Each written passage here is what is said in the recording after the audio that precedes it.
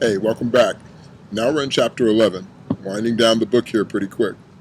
Uh, this chapter looks at political parties and interest groups.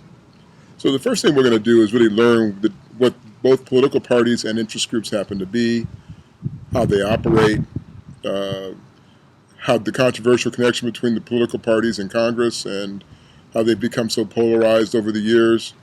We'll look at basically the strengths and weaknesses of political parties.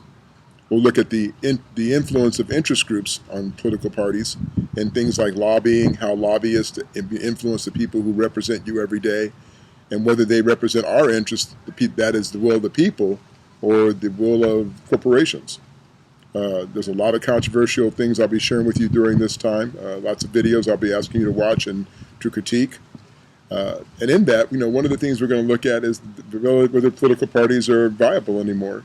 There are many people now who are becoming more and more independent and basically saying they've had enough of the Democrats and the Republicans and the ideologies that have so divided them so that they can't get anything done legislatively in Congress.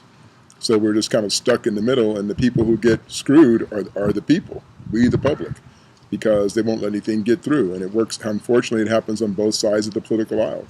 So we'll look at this. We'll look at how and why they do what they do, and some of the reasons why they don't do those things. And I think it's going to be very disturbing to some of you as to why these things happen. And in the midst of all that, we'll also look at, again, how not only their roles, but how they formed, and then the reality of what happens when the relationship between citizenship and political parties, and if it really matters anymore today.